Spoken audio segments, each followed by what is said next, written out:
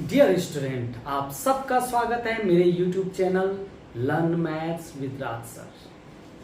आज मैं पढ़ाने वाला हूँ आपको प्रश्नावली 1.1 अध्याय 1 संख्या पद्धति पे जो आधारित प्रश्नावली है 1.1 का प्रश्न नंबर 2 मैं आपके लिए पढ़ रहा हूँ। 3 और 4 के बीच 6 परमेय संख्याएं ज्ञात कीजिए। तो हमें परमेय संख्या ज्ञात करनी है। तो यहाँ पे हम पहली संख्या 3 ले लेंगे, दूसरी संख्या 4 ले लेंगे। यहाँ पे पहली संख्या ले लिया हमने 3 और दूसरी 4। अब देखिए इनके बीच अगर हम गिनती के अंक की बात करें, गिनती की संख्याओं की बात करें तो 3 के बाद क्या आता है? 4 आता है। यानी कि इनके बीच कोई भी संख्या नहीं है। कौन सी? पूर्ण संख्या नहीं है, कोई भी पूरी संख्या नहीं। लेकिन हमें बताना क्या है? परमेय संख्या। और मैं आपको बता चुका हूँ परमेय संख्या का मतलब क्या हुआ, जिनको हम भिन्न रूप में लिख सके। सारी भिन्नात्मक संख्याएं, दशमलव संख्याएं, पूरी जो गिनती की संख्याएं, वो सब परमेय संख्याएं कहलाती हैं। तो हमें क्या करना है? 3 और 4 को सबसे पहले भिन्न रूप में लिखना है। अगर मुझे 3 और 4 के बीच परमेय संख्या ज्ञात करनी है तो सबसे पहले 3 को भिन्न रूप में लिखना है। और मैं बता चुका हूँ किसी भी संख्या को भिन्न रूप में लिखने के लिए उसके बटे में 1 लिख देते हैं। ऐसे 4 को भी 4/1। अब हमें इन दोनों के बीच ऐसा गैप बनाना है, क्योंकि इनके बीच कोई भी गैप नहीं। हम 6 परमेय संख्या क्या एक भी नहीं निकाल सकते हैं, क्योंकि इनके बीच गैप है। इन 3 के तुरंत बाद 4 आता है। तो हम इनके बीच गैप बढ़ाएंगे। कैसे बढ़ाएंगे गैप? तो गैप बढ़ाने का तरीका देखिए, इनके बीच अंतर बढ़ाने का तरीका देखिए। माना मेरे पास कोई भिन्न है, मैं इस भिन्न का रूप बदल सकता हूँ, लेकिन मान यही नहीं। कैसे बदल सकता हूँ? मैं इस भिन्न में गुणा कर दूँ 2 का, ऊपर और नीचे किसी भी संख्या का गुणा कर दूँ। देखो मैं इसमें गुणा करूँगा तो क्या आएगा? 2/4। अब फिर मैं इस भिन्न में 3 का गुणा करता हूँ, ऊपर भी और नीचे। ठीक, ऊपर भी और नीचे, तब क्या आएगा? 3/6। फिर मैं इस भिन्न में 4 का गुणा करता हूँ, ऊपर भी और नीचे, तो क्या आएगा? 4/8। ठीक है। तो भिन्न क्या थे हमारे पास? 1/2। अब उसकी जगह पे क्या आ गया? 2/4, 3/6, 4/8। तो हमें पता करना है क्या 1/2 और 2/4 एक ही भिन्न है। अगर एक ही है तो बहुत अच्छी बात है। ठीक है ना। तो हम चेक करते हैं। कैसे चेक करेंगे? देखो 2/4 कोई भी भिन्न होती है उसको हम सरलतम रूप में बदल सकते हैं किसी संख्या का भाग देंगे। हम 2/4 में किसी एक संख्या का भाग देंगे।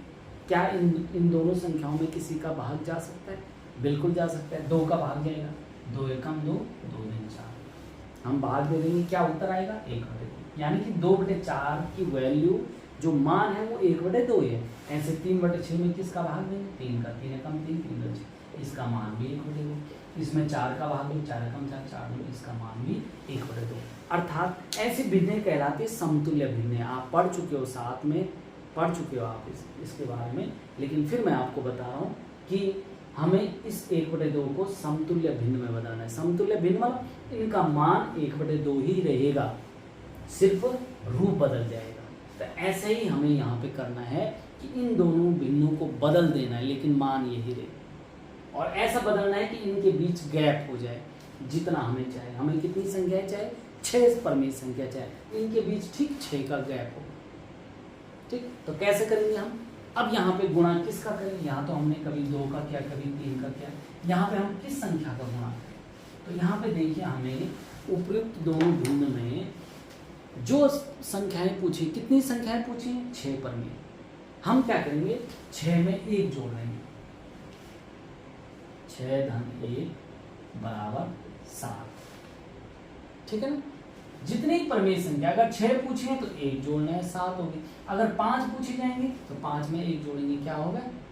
6 होगा। उसका गुणा करना है इन दोनों भिन्नों में। तो 7 का गुणा करेंगे हम दोनों। ठीक, यहाँ पे हम क्या करेंगे? 7 का गुणा करेंगे ऊपर भी और नीचे। तो ये हो गया 3 × 7 = 21 और 7 एकम 7। ऐसे यहाँ भी 7 का गुणा करेंगे। यहाँ भी हम 7 का गुणा करेंगे। ठीक है। तो कैसे? अगली लाइन में करेंगे। यहीं पे भी 4/1 लिखेंगे, यहाँ भी 7 का गुणा, यहाँ भी 7 का। एक चीज ध्यान रखिए, एक चीज ध्यान रखनी हमें, अगर दोनों के हर समान है तो दोनों में 7 का गुणा होगा, और अगर हर अलग अलग है तो पहले हमें हर समान बनाने पड़ेंगे। यहाँ पे ऐसी कोई स्थिति नहीं है, हम दोनों जगह एक ही संख्या का गुणा करते हैं, इसमें भी 7 का गुणा और इसमें भी 7 का गुणा, तो यहाँ क्या आएगा 28/7। और आपको मैं ये बता दूँ कि 21/7 का मान 3 ही होता है। देखो 7 का भाग 21 में दो 3, 7 का भाग 28 में दो 4।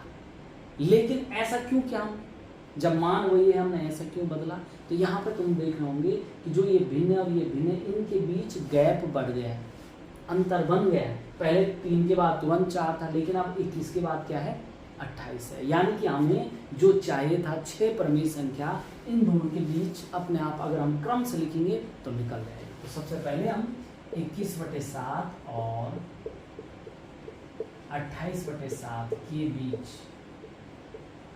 की संख्याएं लिखी, की संख्याएं क्रम से 21/7 के बीच। 21/7 के बाद क्या आएगा, सबके हर में बटे 7 करते जाएंगे। तो 21 के बाद क्या आएगा 22, तो 22/7, क्योंकि बटे 7 भी लिखना है, केवल 22 नहीं लिखना, 22/7। फिर क्या आएगा 23/7, फिर क्या आएगा 24/7, तब तक लिखना है, कब तक 28/7। इन दोनों के बीच 22/7, 23/7, 24/7, 25/7, बटे 7 जरूर लिखना है। बहुत से विद्यार्थी बटे 7 नहीं लिखते हैं, तो वो गलत हो जाएगा, मान बदल जाएगा, मान वही रहना चाहिए। 21/7 है तो 22/7, 23/7, कहाँ तक 28/7 तक, 25/7, 26/7 और 27/7, इन दोनों के बीच है, तो ना ये आएगा ना ये आएगा, इनके बीच। तो आप देखेंगे जब हम गिनती करेंगे इसकी 1 2 3 4 5 6, जितनी संख्याएं पूछी थी उतनी संख्या मिल गई। ठीक है, अब ये इन दोनों के बीच है, और यही तो 3 है, ये संख्या 3 है और ये संख्या 4 है। तो हम लिख सकते हैं, इसलिए यहाँ पे लिखे हम,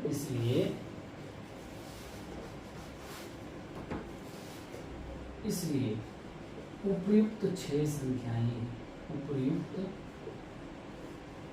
6 परिमेय संख्याएं 3 और 4 के बीच, 3 और 4 के बीच की उपयुक्त 6 परिमेय संख्या, 3 और 4 के बीच की परिमेय संख्याएं हैं।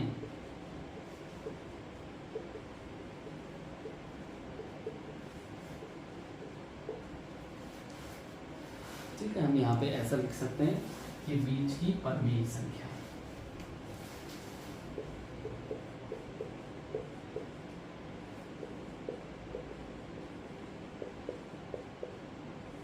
ये प्रश्न बहुत इंपॉर्टेंट है, अक्सर ये प्रश्न पूछा जाता है, चाहे अर्धवार्षिक परीक्षा हो, वार्षिक परीक्षा हो, ये बहुत बार पूछा गया है परीक्षाओं में। तो ये आसान भी है कि हमें कोई भी 2 संख्याओं के बीच परिमेय संख्या निकालनी है, तो हम पहले भिन्न में बदल देंगे, फिर जितनी परिमेय संख्या निकालनी है उसमें 1 जोड़ के उसका गुणा कर देंगे। चाहे तो हम यहाँ पर लिख सकते हैं, ठीक है, और ना भी लिखें तो कोई दिक्कत नहीं। तो ये 2 संख्याएं आ गई, अब इनके बीच की संख्याएं लिखनी होंगी, क्योंकि हमें पता है 21 और 28 के बीच 22, 23, 24, 25, 26, 27 होता है, ठीक, और बटे में सबके 7 हमें जरूर लिखना है। इस तरह से ये 6 संख्याएं होगी, बिल्कुल ये 6 आएंगी, क्योंकि हमने 7 का गुणा किया। अगर हम 6 का गुणा करते 5 संख्याएं, तो उपयुक्त 6 परिमेय संख्याएं 3 और 4 के बीच की परिमेय संख्याएं हैं या होंगी। इस तरह से ये प्रश्न पूरा हो गया। ऐसा ही एक दूसरा प्रश्न है, मैं यहाँ पे इसको मिटा रहा हूँ। दूसरा प्रश्न है, यही है, संख्याएं इससे काफी मिलती जुलती हैं कि दूसरा प्रश्न है 3/5 और 4/5 के बीच 5 परिमेय संख्या। अब देखिए इस प्रश्न को हम करेंगे तो आपका रिवीजन हो जाएगा, जो पहला प्रश्न हमने किया था इससे पहले। यह है प्रश्न नंबर 3। तो पिछले सवाल में तो 3 और 4 के भिन्नात्मक नहीं थी, यहाँ पे भिन्नात्मक है तो और आसान हो गया इसका हल। 3/5 है, दूसरी संख्या है 4/5, दोनों भिन्नात्मक हो गए तो हमारे लिए और आसान हो गया। हम क्या करेंगे, इसमें गुणा करेंगे, क्योंकि 3 और 4 के बीच कोई गैप नहीं। गैप बढ़ाने के लिए इसको भी समतुल्य भिन्न में बदलेंगे, इसको भी समतुल्य भिन्न बदलेंगे, ऐसे समतुल्य भिन्न में जिनके बीच गैप कितना हो जाए, कितनी परिमेय संख्या चाहिए हमें, 5 परिमेय संख्या चाहिए। तो मैंने पिछले सवाल में भी बताया था 5 परमेय संख्याएं चाहिए तो हम गुणा करेंगे कितना, 5 में 1 जोड़ो कितना 6 का गुणा करेंगे दोनों जगह।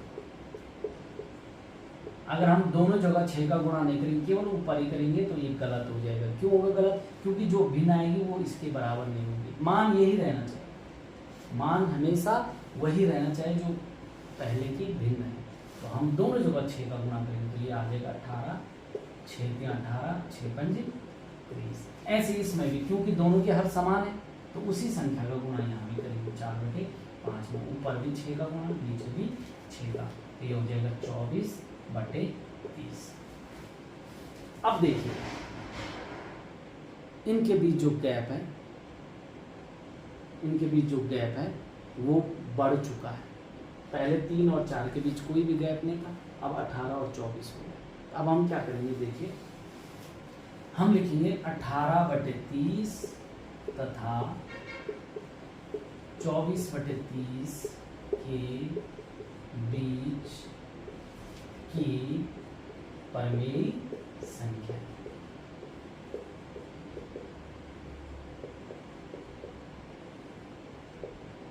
हम ये संख्या है तो देखो 18/30 और 24/30 के बीच की परमेय संख्या क्या होंगी। 18/30 के बाद क्या आएगा 19/30, फिर क्या आएगा 20/30, फिर क्या आएगा 21/30, फिर क्या आएगा 22/30, फिर 23/30 और 24/30 में ले इनके बीच की लिखनी है, वरना तो ये आएगा नहीं आएगा। तो कितनी संख्या होंगी 1 2 3 4 5। तो यही 5 संख्याएं उपयुक्त, इस प्रकार से उपयुक्त 5 परमेय संख्याएं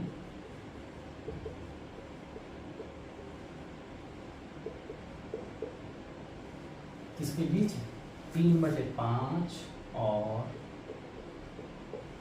ठीक है, क्योंकि ये 3/5 ये वाली संख्या क्या है 3/5 है, ये वाली क्या है 4/5।